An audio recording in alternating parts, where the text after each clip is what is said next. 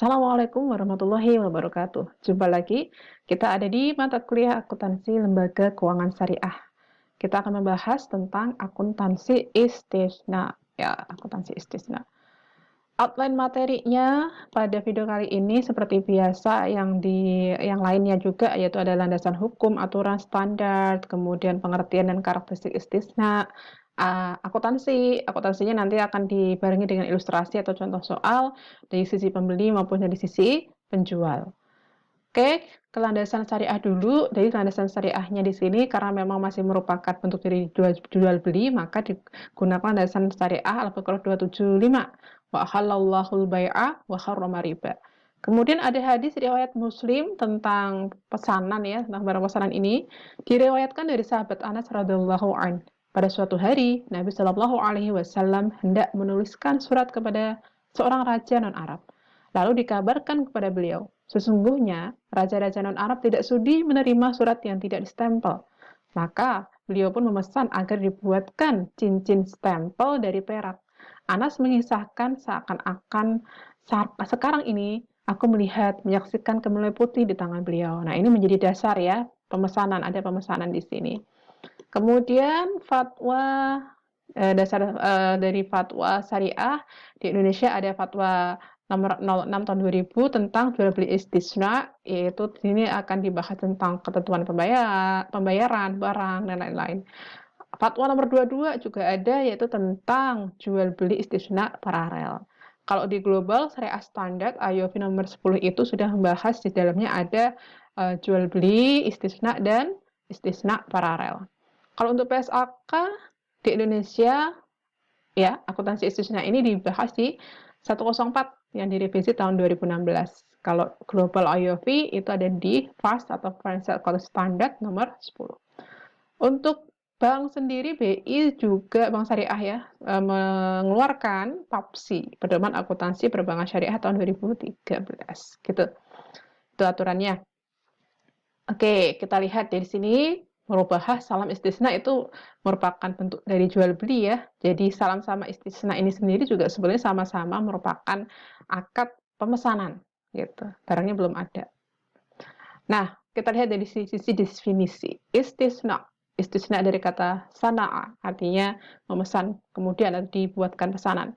Istisna ini merupakan akad jual beli dalam bentuk pemesanan pembuatan barang tertentu dengan kriteria dan persyaratan tertentu yang disepakati antara pemesan itu pembeli atau mustasni, dan penjual itu pembuat atau sani. Gitu.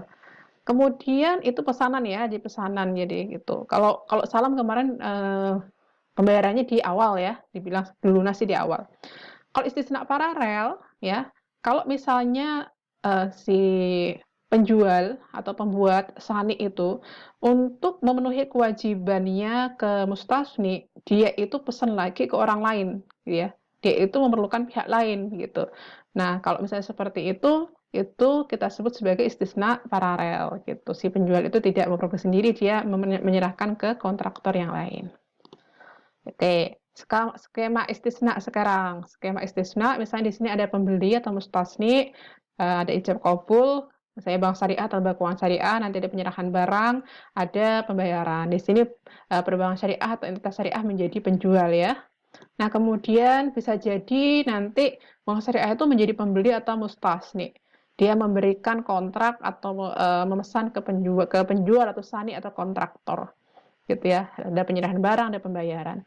Namun di satu waktu ya penjual atau di sini bank syariah itu bisa menjadi penjual, bisa juga menjadi pembeli. Seperti itu, ini adalah istisna paralel ya. Tapi memang kedua akad ini nggak boleh saling terkait ya, atau terikat atau tergantung tuh nggak boleh. Oke, syarat dan rukunnya dulu, rukun dan syarat istisna dulu. Rukunnya tentu saja ada pelaku, ada pembeli mustasni, ada penjual atau sani. Kemudian dari objeknya itu ada barang yang dipesan atau kita bilang sebagai masnu, dan ada harganya yang disepakati yaitu saman. Kemudian ada silgot atau ijab kabul, pernyataan dari kedua belah pihak. Tuh. Nah, kemudian syarat istisna ya. Syarat istisna di sini pihak yang berakad harus cakap secara hukum yang berakal, kemudian cakap secara hukum. Saling ridho, kemudian pihak penjual itu menyanggupi akan mengadakan barang pesanan atau masruk mempunyai spesifikasi yang jelas, kemudian barang itu juga bukan merupakan barang yang dilarang, kayak gitu. Kita lanjut lagi aja. Kita lanjut lagi tentang karakteristik akad istisna, ya. Apa saja karakteristiknya? Kita lihat dulu dari sisi apanya dulu nih ya. Barang, dari sisi barang atau masruknya dulu. Oke, spesifikasinya harus jelas di awal akad sudah dijelaskan mau bagaimana. Kemudian lagi, barang harus memenuhi kriteria. Ini ada 3 kriteria yang disebutkan. Ini ada di PSAK juga disebutkan seperti itu. Memerlukan proses setelah terjadinya akad. Jadi ketika akad belum ada barangnya, setelah akad baru dibuat ya, setelah akad. Kemudian barang tersebut itu bukan produk massal yang ada di pasaran, bukan seperti mobil gitu ya. Artinya ada customize, ada spesifikasi jelas sama pembeli. Aku maunya seperti ini, seperti itu. Yang ketiga harus diketahui karakteristiknya secara umum, yaitu jenisnya apa, rumah, gedung, ruko, misalnya. Spesifikasi teknisnya ada di mana, bangunannya pakai apa, kualitas, kuantitas itu harus jelas.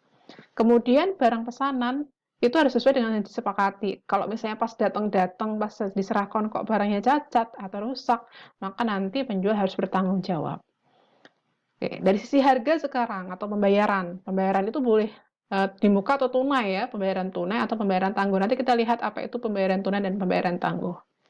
Harga disepakati, baik jumlah dan jenisnya, kemudian tidak boleh berubah sepanjang akad ini ya.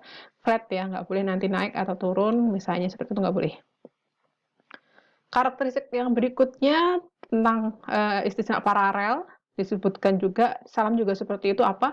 Tidak boleh terikat. Jadi kedua akad itu tidak boleh terikat atau saling tergantung, terpisah itu. Kalau ada sesuatu di satu akad, maka akad yang lain itu nggak boleh ada kaitan, nggak boleh dipengaruhi gitu. Sekarang pembatalan akad boleh nggak sih akadnya itu dibatalkan? Pada dasarnya nggak boleh ya, gitu. Karena di situ mungkin ada unsur nanti khawatir merugikan pihak yang lain. Nah, ini kecuali kalau memang itu kesepakatan kedua belah pihak atau akad itu batal demi hukum. Lain-lainnya apa nih? Lain-lainnya adalah terkait dengan pembeli itu memperoleh jaminan dari penjual. Tentang apa? Tentang jumlah yang dibayarkan, yaitu tentang juga penyerahan barang itu harus tepat waktu dan spesifikasi sesuai dengan akad. Nah, itu harus ada jaminan, ada tertulis lah seperti itu biasanya ya, ada perjanjiannya. Oke, kita lihat perbandingan murabahah salam dan istisna dari sisi barang. Murabahah itu diserahkan di awal, kalau salam dan istisna kan diserahkan kemudian ya, sama-sama diserahkan kemudian salam sama istisna. Kalau murabahah, barang itu biasanya sudah ada di pasaran, diproduksi secara massal. Tadi itu contohnya misalnya mobil gitu ya. Kalau salam biasanya produksinya itu bukan by human ya, misalnya nanam aja gitu ya, diproduksi oleh alam, misalnya pertanian. Nah, kemudian kalau istisna itu barangnya customized ya, maksudnya nggak ada di pasaran lah kayak gitu. Kita lihat sekarang dari sisi pelunasan pembayaran ya, dari sisi pembayaran. Oke, dari sisi pembayaran kalau murabahah itu bisa lunas di awal, bisa angsuran selama akad, bisa misalnya ya misalnya barang itu sudah diterima pembeli, kemudian diangsur tunai itu boleh-boleh aja. Kalau salam itu memang harus dilunasi di awal, barangnya belum jadi itu harus lunas. Kalau istisna lain lagi, kan pemesanan tuh barangnya nanti. Nah, itu bisa aja misalnya dilunasi di awal akad, jadi mirip seperti salam ya. Atau misalnya diangsur selama masa akad gitu, kalau misalnya. Atau di sini ada lagi diangsurnya itu setelah barang diterima, itu masih ngangsur. Nah, itu bisa, boleh. Jadi seperti itu boleh. Kalau margin di murabahah itu wajib diinformasikan. Kalau salam nggak wajib. Kalau salam nggak wajib ya. Kalau istisna lain lagi nih. Jika tunai ya memang nggak wajib. Tunai itu berarti sebelum barang diserahkan sudah lunas. Kemudian tangguh itu wajib diinformasikan. Misalnya barang diserahkan kemudian baru bayar itu wajib diinformasikan. Lanjut lagi, berikutnya ini merupakan ya akuntansinya, kita masuk ke akuntansinya nanti ini ya, akuntansi penjual, di sini akuntansi pembeli yang berlaku. Lanjut aja. Oke, ini tadi ya pembayaran tunai sama pembayaran tangguh. Apa sih bedanya? Kalau pembayaran tunai ini ya, proses pelunasan tidak melebihi waktu penyelesaian barang, dibilang seperti itu.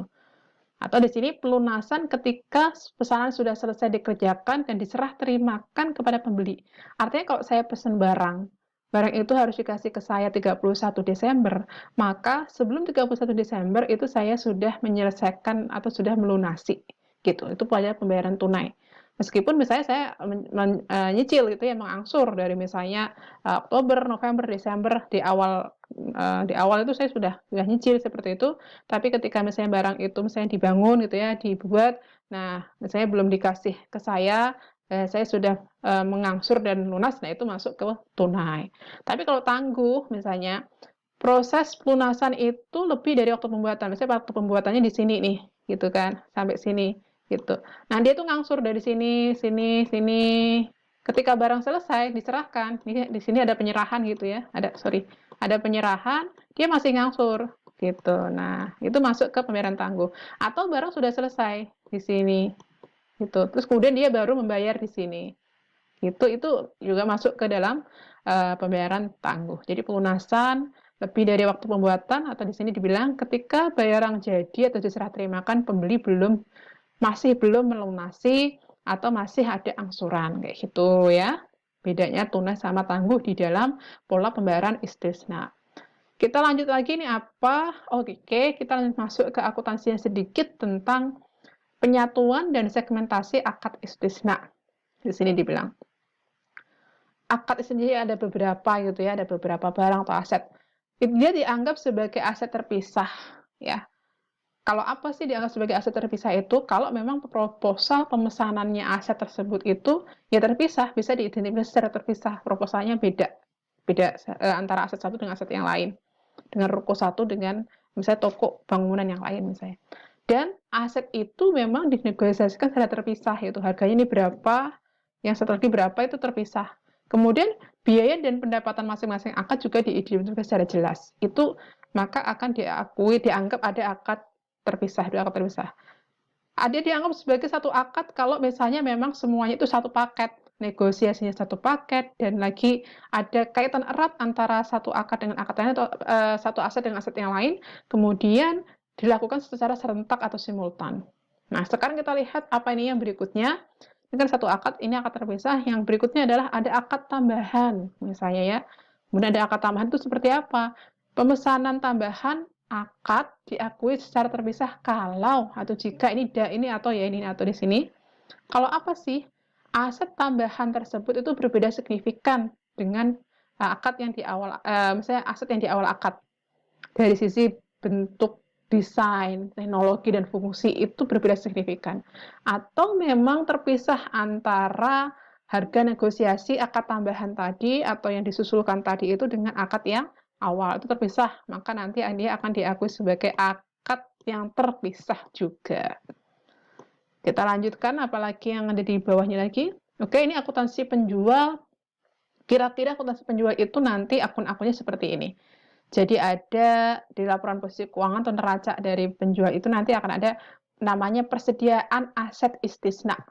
Oke, ada lagi piutang istisna. Kalau dia memberikan tagihan ke pembeli, nanti akan ada piutang istisna. Ada keuntungan istisna tangguhan. Nah, berarti masih ditangguhkan tuh. Kenapa tuh? Maksudnya belum dibayar misalnya kan ya. Aset istisna dalam penyelesaian. Nah, ini berarti ketika dibangun, ketika dalam masa konstruksi ya. Oke, maaf. Itu diakui sebagai aset istisna dalam penyelesaian. Kemudian ada namanya termin istisna. Kita lihat nanti apa aja, maksudnya apa sih dia gitu ya. Nah, kalau di laporan laba rugi itu ada tentu saja ada pendapatan istisna senilai dengan nilai akadnya, harga pokok istisna, yaitu harga pokok itu adalah yang telah dikeluarkan, biaya-biaya yang telah dikeluarkan. Keuntungan istisna ini marginnya, yaitu biasanya merupakan selisih dari pendapatan atau nilai akad tadi itu dengan harga pokok istisna. Ini HPP harga pokok kalau kita produksi berarti nanti ini seperti berlaku seperti akuntansi biaya ya. Jadi harga pokoknya itu tentu saja ada misalnya direct cost, indirect cost atau overhead. Direct cost-nya misalnya ada labor direct cost, misalnya ada material direct cost gitu ya. Kemudian ada biaya overhead misalnya, itu masuk ke HPP kalau misalnya dia buat sendiri. Tapi kalau dia pesan lagi ke pihak lain ya berapa nilai perolehannya. Oke, akuntansi selanjutnya kita lanjut ke video part berikut.